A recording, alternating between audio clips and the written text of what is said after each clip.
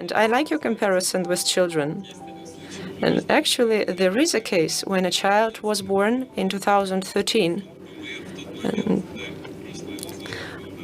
our previous name was the PMF Foundation, and as PMF, we organized the G20 summit, and a colleague of mine, Gracia Paramitha, will organize the summit the next year.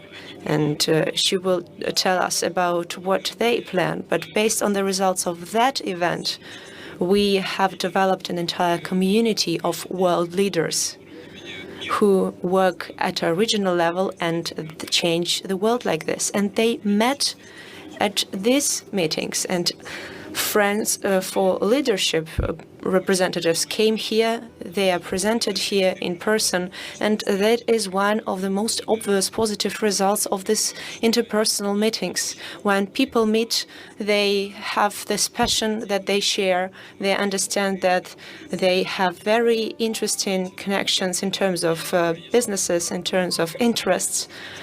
And it just proves that it works. And Gracia, the floor is yours. You are the representative of French for Leadership and the organizer of G20 Summit.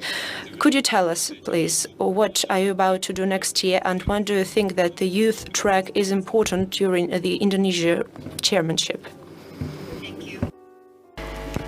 Good afternoon, everyone. My name is Gracia Paramitha. I'm from Indonesia, and I'm the co-founder of Indonesian Youth Diplomacy, which will be the host of the Youth20 Summit next year, 2022, by the Indonesian presidency of G20. It's interesting, and it's such an honor that I'm invited here. I'm so delighted. Thank you so much from Rose Congress and Friends for Leadership, especially Roman, because I still remember back in 2013, that was the first time the Y20 or Indonesian Youth Diplomacy was established, and that's also the beginning of collaboration between Roman as the representative from the Youth20 Summit Russia 2013 with Y20, and that means it's been like almost 8 years that we've been known each other, and we've got a very long, consistent engagement. If I may highlight what makes public diplomacy is very important for youth, there are 3 points. First, diplomacy needs long commitment, which means there is a continuous and sustainable communication, and this communication engage every people, every level of people, governments, media, private sectors, of course, especially the young generation, children and youth.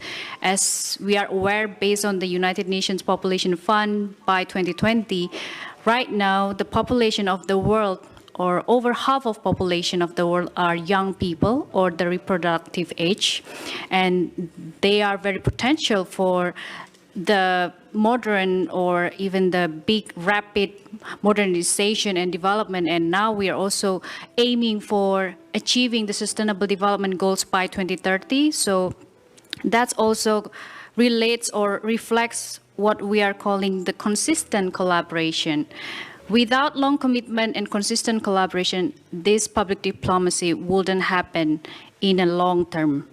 And the third one, this is also what we are also doing, especially to prepare the Y20 Summit Indonesia 2022, which is inclusive engagement. So we're trying to identify and connect with every level or every sectors of young groups, youth groups, either they are marginalized groups or from the regional, from the remote area, or even from the young people who do not have access to the internet. Because just to share a fact of Indonesia, Indonesia has the 4th largest population in the world. We are also having 17,800 or almost 18,000 islands with 260 million people. And in terms of the culture, we are also having 300 local languages with 700 ethnicities, which means it's not easy to handle them all. It's quite difficult and challenging to make sure that everyone has their voices, and that's why we are trying to put this Youth20 Summit as the leading sector or the leading groups to connect with other engagement groups, and also, of course, to work closely with the G20 or the presidency of the G20. So right now, we are preparing the substances of the Youth20 Summit. There are 4 topics, which are youth employment, digital transformation, sustainable and livable planet, and the diversity and inclusion. Those topics are mainly from the legacy issues or the previous topics that have been continuously discussed through the Y20 Summit in the last 10 years, because right now it's been 10 years. Y20 Summit has been started since 2010. And then we are trying to promote how important the tolerance and peace in terms of the diverse culture or multiculturalism, which in Indonesia, we also have the global diversity, and we're happy to connect or to share what the meaning is of the global diversity. And again, I'm so thankful because of the Friends for Leadership. We're also trying to aim another door, because I think G20 shouldn't be exclusive. Of course, there are 20 leading countries and European Union gathering and making the recovery of the pandemic. And the main theme of Indonesian presidency of G20 is together, recovered stronger.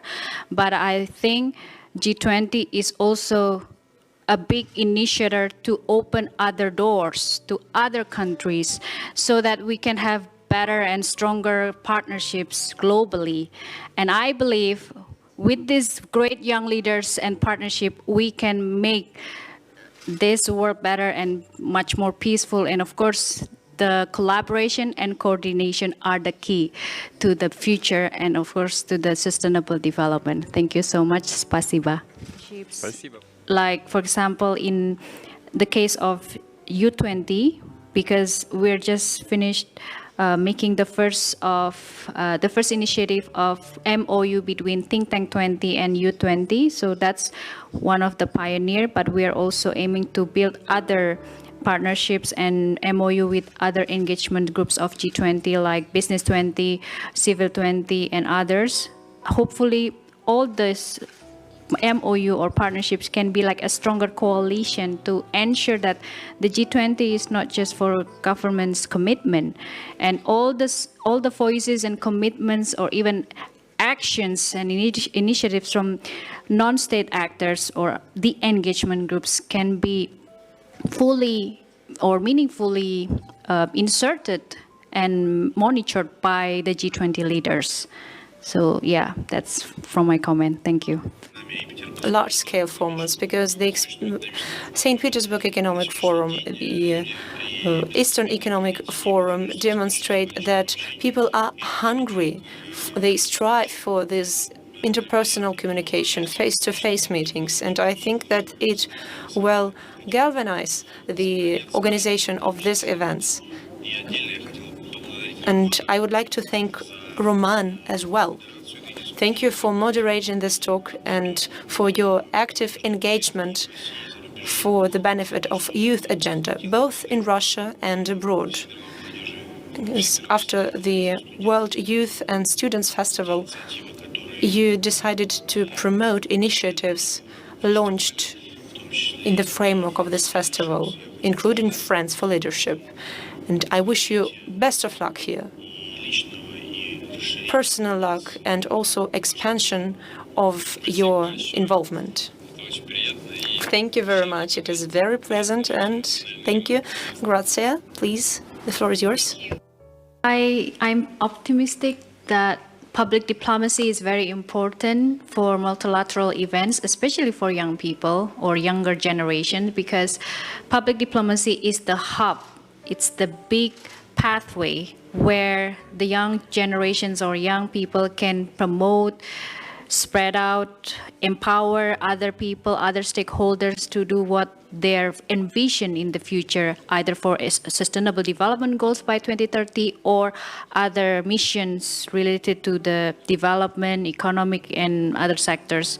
And I believe in the spirit of unity in diversity, young people has the same rights with other actors like governments, media, or private sectors to gain better world, more peaceful world. And of course, with the spirit of EEF, I hope, this is my personal recommendation, we will have in the next few years like a platform and a clear mechanism to insert young people or youth, young generation into a stronger institution or mechanism, which means that we are not just the representative to be here.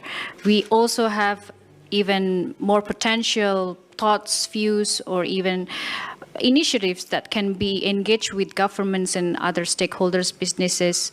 And again, I really thank you for Ross Congress and all participants, especially Roman, Friends for Leadership, to always engage and support young leaders, especially Indonesian youth diplomacy. It's been 8 years, and hopefully the upcoming decades, we are still connected and we still believe the spirit of unity. Thank you. Спасибо.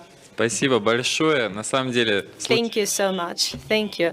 I don't think that it is an accident that our discussion has tackled as the issue of youth. It is no accident, absolutely.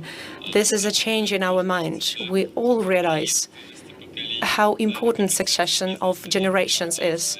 This is true for businesses, and this has been discussed on these sessions here. We discuss succession of capital and the training of new generation of leaders. So I think it's a noble goal to prepare this new generation, and I do believe that all of you share this approach and participate in it. Once again, thank you so much for all our participants, all our speakers. Thank you, the organizers, our dear interpreters, operators, volunteers. Thank you.